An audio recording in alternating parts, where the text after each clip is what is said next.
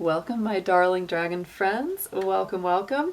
My name is Ariel. I am the Sassy Dragon, and today we are going to be talking about the Fenty OG Parfum from Rihanna's Fenty Beauty line. This fragrance came out in 2021, so it's about 2 years old now, and this is her first like fine fragrance. She had done, some celebrity type perfumes in the past with like Rebel Fleur and things like that, and I would really like to review those as well soon. But this was her first one that she came out with for her Fenty Beauty, which is a more, upscale, a little bit richer in fragrance kind of perfume. I personally love Rihanna. She is born in the dragon year, so she is a fellow dragon like me, which is also very cool. But I really enjoy her music, her style, her fragrances, her makeup, her lingerie, all her stuff. I really dig her. So I was very excited to get to try this for the channel for you guys. So this was, the nose behind this was Jacques Cavalier. And when I was looking at his kind of dossier of, his past work, this fragrance made even more sense to me because of the way that it smells. Absolutely. One of them that really stood out to me was he did the original, the old Stella McCartney Eau de Parfum, which was a very ambery rose kind of fragrance. He worked on Dior Poison's old Midnight Poison in that beautiful blue bottle that everybody wishes they could get again.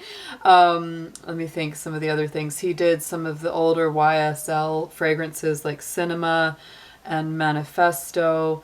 He's done a number of the Maison Margiela fragrances. And so his kind of MO is that very rich, it's bold kind of fragrances that have, some of them have a lot of rose in them, and this one definitely does. I have smelled this before, but it's been a little bit of time since I tried it again. Oh yeah, you can smell the rose coming through. And that is the middle note, is the Bulgarian rose. It's very strong. It's very rosy. You definitely get the fruity fragrance. The top notes on this are really interesting. This is a unique fragrance. It's not quite like anything else that I have smelled in a long time. It almost reminds me of something I would get from like a Nevada store, just but nicer, right?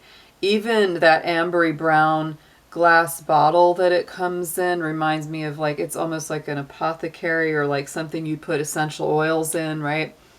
And I like the top is stamped with this sort of interesting logo. It's very simplistic. The bottle is not like overly decorous. So it's got this very nice kind of simple, elegant, clean lines. But blueberry and tangerine are on the top of this, and you can definitely smell the fruitiness. Almost all of the notes come to the forefront very quickly in this fragrance. That's what makes it interesting too, is I wouldn't necessarily say that when you first spray it, it's like you can almost smell the full profile. It does have an interesting dry down. Ooh, yeah, the blueberry and tangerine are very notable. Even though blueberry is kind of a lighter, note to me, it's not quite as punchy as something like a citrus.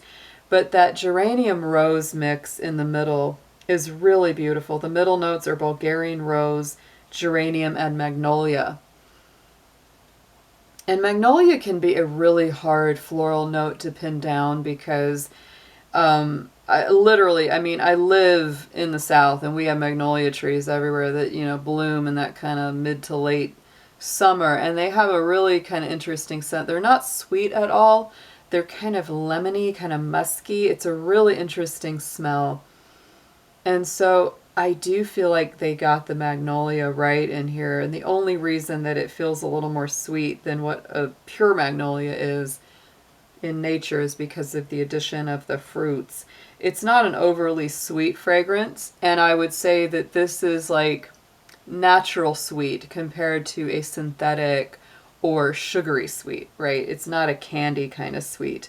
There's no no food-like sense in the sense of like there's not cake. there's not vanilla, which I think also makes it stand out quite a bit because so many fragrances have so much vanilla, so much sweet in them these days, which, you know, I can't argue against because I really do like those fragrances too. But this one is kind of a nice break from that. And the base notes are just a patchouli and a musk. And you can definitely get the patchouli right away. You can definitely smell that like nice kind of slightly woodsy, musky dry down. I would say that the patchouli in this, it's not like what they call, you know, like a earthy or dirty patchouli. It's more, it's like woodsy earthy in a very nice way, not in a overpowering way. But I am a big fan of that geranium rose in the middle of it. And I really do think that the magnolia was a perfect thing to pair in that middle because geranium and magnolia both have a slightly lemony scent. This is a very citrusy rose with a little bit of that patchouli that keeps it kind of earthy and grounded. It's very unique. It's definitely, to me, not a blind buy. You want to smell this before you get it. I was able to smell it before I got it, and I really do love it. It's, to me, it's almost, I don't know if I'd go as far as to call it a spa day scent, but it has this beautiful, fresh, natural, yet grounded kind of vibe about it. But you're not going to like it if you don't like lemony things, citrusy things, because that tangerine and the lemony, you know, work together. So it's got that very citrus, you know, quality. And if you don't like rose fragrances, because at the heart of this thing, it is a beautiful blooming Bulgarian rose, very unabashedly. I really love it. I think that's just a gorgeous scent. But it's not for the faint of heart because it is a bold fragrance in a lot of ways. Once it dries down, it's not going to be quite so in your face, but it's not something that's just going to set way back into the, you know, into the background and not be smelled and not be heard. But yeah, to me, it is a lemony rose with a nice little earthy, you know, dry down. The blueberry keeps it just a little bit sweeter, but not an incredible amount more. And it's funny because when I think about, you know, a lot of people have talked about Rihanna's and fragrances, and one of her favorites that gets mentioned again and again is Kilian's Love Don't Be Shy. I do not have the original Kilian's. I have smelled it before.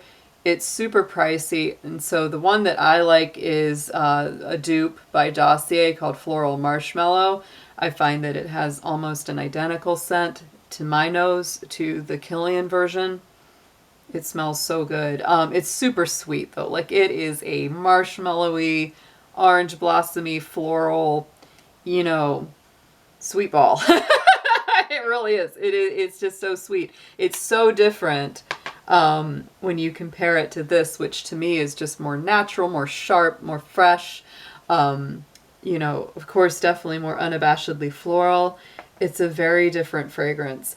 But I like it because it is so unique. It's not quite like anything else. And I think, you know, from looking at the reviews, this is definitely a fragrance that it's like, some people are really loving it. Some people just don't like it at all, right? I think that I tend to like it more. I think that I tend to enjoy this one quite a bit. I think it just has a beautiful, unique scent that is not quite like others, and you won't smell like everyone else if you're wearing this, because this is one that is not like an overwhelming crowd pleaser or favorite. You know, it's like it didn't launch and people didn't just jump all over it, right? I think people got very excited about it right away because it was like, oh, Rihanna perfume. And then they were like, oh, this is really different. It's not, you know, maybe what you expected, but I love it. I love that uniqueness about it. And so yeah, that's my take on it, guys. It is a lemony rose. I find the patchouli is drying down really nice on this, just in the amount of time I've been sitting here. I think it gets even nicer the more that it just sort of melts into your natural chemistry. I really like it the more I wear it. It just, oh, give it a try, guys. I think with that addition of the citrus, it does bring this kind of nice uplifting quality and energizing quality because citrus kind of has that uplifting feeling. Like I said, it's almost like an Aveda fragrance or something like that that they would use in their skincare, hair care products, but it's elevated, right? It's stronger, it's bolder, it's more of a perfume, but it has that sensibility. I love that about it. So try this one out if it sounds like it's for you, because this is a really unique one. You won't smell like your friends. And I hope that they keep making this one because I know it's not like a massive crowd pleaser, so I hope that they continue to keep that in production because it is a really welcome addition to my perfume collection and maybe yours too. All right, guys, have a wonderful day, evening, or afternoon, wherever you may be, and I'll be seeing you again soon. Take care.